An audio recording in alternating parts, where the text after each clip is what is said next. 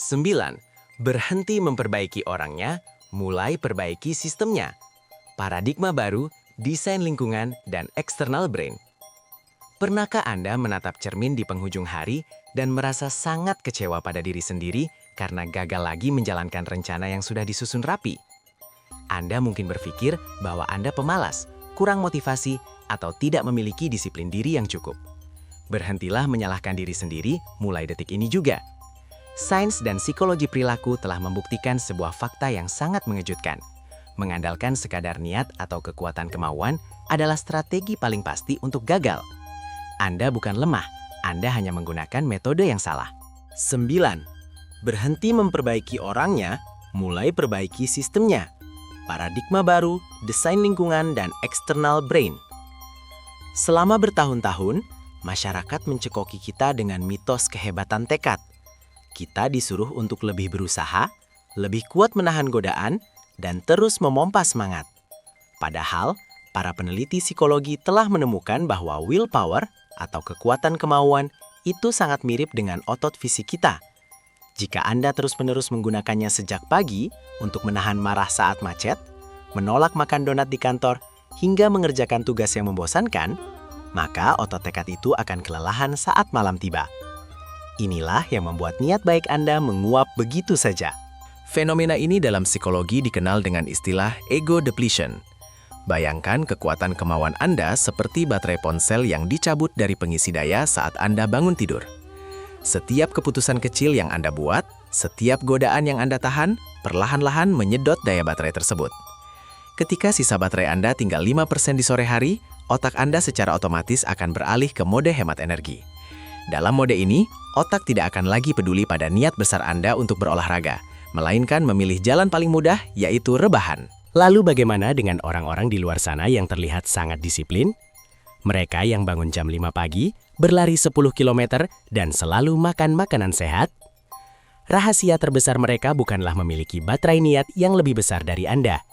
Berbagai studi observasi menunjukkan bahwa orang yang terlihat paling sukses menahan godaan adalah mereka yang justru paling jarang menggunakan kekuatan kemauannya. Mereka tidak berperang melawan godaan setiap hari, melainkan mereka menghindari medan peperangan itu sejak awal. Alih-alih memikirkan cara memperkuat niat, orang-orang sukses ini berfokus pada apa yang disebut sebagai desain lingkungan atau choice architecture. Mereka memahami bahwa lingkungan tempat kita berada jauh lebih kuat daripada niat sehebat apapun. Jika Anda meletakkan toples kue coklat di atas meja kerja, Anda harus menggunakan tekad untuk menolaknya puluhan kali dalam sehari. Namun, jika Anda bahkan tidak membeli kue coklat itu saat berada di swalayan, Anda hanya perlu menggunakan tekad 1 kali saja. Konsep utama dalam mendesain lingkungan adalah memanipulasi tingkat hambatan atau friction. Otak manusia secara evolusioner didesain untuk menjadi sangat efisien, yang secara sederhana berarti otak kita malas dan selalu mencari jalan pintas.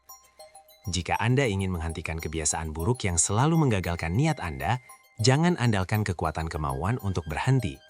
Ciptakan hambatan yang sangat besar antara diri Anda dan kebiasaan buruk tersebut. Buatlah agar melakukan hal buruk itu terasa sangat merepotkan, sangat melelahkan, dan butuh banyak langkah ekstra. Sebaliknya, untuk kebiasaan baik yang selama ini hanya sebatas niat, tugas Anda adalah menghilangkan setiap hambatan sekecil apapun. Jika Anda berniat lari pagi besok, jangan biarkan sepatu olahraga Anda tersimpan di dalam lemari yang sulit dijangkau. Letakkan sepatu itu di samping tempat tidur Anda malam ini. Letakkan pakaian olahraga Anda di atas kasur. Buatlah proses memulai tindakan positif tersebut begitu mudah, begitu otomatis, hingga rasanya lebih aneh jika Anda tidak melakukannya dibandingkan jika Anda melakukannya. Kita harus menyadari bahwa niat murni tidak akan pernah bisa mengalahkan sistem dopamin di otak kita. Media sosial, video game, dan makanan cepat saji, semuanya direkayasa oleh para ahli untuk membajak sistem penghargaan otak kita. Saat niat Anda untuk bekerja keras berhadapan dengan algoritma aplikasi yang menawarkan dopamin instan, niat Anda tidak punya kesempatan untuk menang jika ponsel itu ada di genggaman Anda. Satu-satunya cara memenangkan pertarungan tidak seimbang ini adalah dengan tidak ikut bertarung. Psikologi mengajarkan kita tentang lingkaran kebiasaan yang terdiri dari pemicu, rutinitas, dan hadiah. Niat hanya bekerja secara optimal di fase rutinitas, yaitu saat Anda memaksa diri melakukan sesuatu. Padahal, Fase paling mematikan ada pada pemicu visual di lingkungan Anda. Jika pemicunya terlihat, otak akan otomatis memproses keinginan tersebut. Oleh karena itu, modifikasi lingkungan berfokus pada menghilangkan pemicu tersebut sepenuhnya dari pandangan. Sembunyikan pemicu negatif dan letakkan pemicu positif di tempat yang paling mudah terlihat oleh mata Anda. Ingatlah pepatah bahwa kita membentuk lingkungan kita, dan pada akhirnya lingkunganlah yang membentuk kita. Mari ambil kendali kembali dengan merancang tata letak ruang hidup Anda. Ubah arsitektur pilihan di rumah Anda sendiri. Jadikan benda-benda yang mendukung niat Anda sebagai titik fokus utama ruangan. Jadikan alat musik atau buku yang ingin Anda baca sebagai hal pertama yang Anda lihat saat masuk ke kamar. Singkirkan benda-benda yang memicu kemalasan ke tempat yang tertutup. Desain ruang Anda untuk sukses.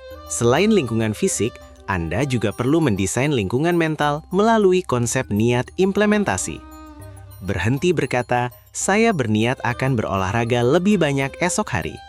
Kalimat itu terlalu abstrak bagi otak kita yang cenderung malas. Ubah niat tersebut menjadi formula waktu dan tempat yang sangat jelas. Katakan pada diri Anda, ketika jam menunjukkan pukul 5 sore di hari Selasa, saya akan memakai sepatu saya dan berjalan di taman. Formula spesifik ini menciptakan pemicu mental buatan yang sangat efektif. Anda juga bisa memanfaatkan kekuatan dari pilihan bawaan atau default choice. Manusia cenderung selalu menerima kondisi default yang sudah ada karena hal itu membutuhkan usaha mental yang paling minimal. Jika Anda mengatur pengaturan bawaan peramban internet Anda untuk memblokir situs hiburan selama jam kerja, Anda sedang mengandalkan sistem, bukan mengandalkan tekad murni. Saat default di lingkungan Anda sudah disetel pada hal-hal yang produktif, Anda justru harus mengeluarkan usaha ekstra yang melelahkan untuk bermalas-malasan. Ini adalah strategi yang brilian. Sangat penting juga untuk menyadari bahwa kegagalan menjaga niat seringkali murni karena faktor kelelahan fisiologis tubuh kita. Kurang tidur, stres yang menumpuk, dan nutrisi yang buruk akan menguras cadangan kekuatan kemauan Anda lebih cepat dari apapun. Jangan menghukum diri sendiri atas ketidakmampuan menahan godaan jika Anda hanya tidur 4 jam semalam. Memprioritaskan istirahat yang cukup bukanlah tanda kelemahan, melainkan strategi paling mendasar untuk memastikan bahwa saat Anda benar-benar harus menggunakan kekuatan kemauan, cadangan energi Anda penuh. Ketika lingkungan fisik Anda sudah mendukung penuh dan sistem rutinitas harian sudah terbangun, perlahan-lahan niat tersebut akan bertransformasi menjadi kebiasaan permanen. Pada tahap inilah keajaiban sesungguhnya terjadi. Anda tidak lagi membutuhkan energi mental yang besar atau kekuatan kemauan yang menyiksa untuk melakukan tindakan tersebut.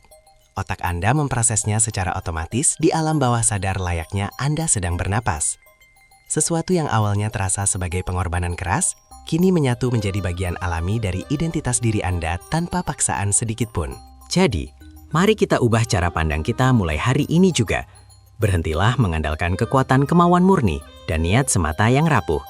Jangan buang energi Anda yang berharga untuk memarahi atau merendahkan diri sendiri. Alihkan seluruh energi tersebut untuk bertindak layaknya seorang arsitek bagi kehidupan Anda. Rancanglah sistem lingkungan yang membuat kebiasaan baik menjadi suatu kepastian dan kebiasaan buruk menjadi kemustahilan. Karena pada akhirnya, para pemenang sejati tidak dilahirkan dengan niat yang lebih besar. Mereka hanya merancang sistem kehidupan yang jauh lebih pintar.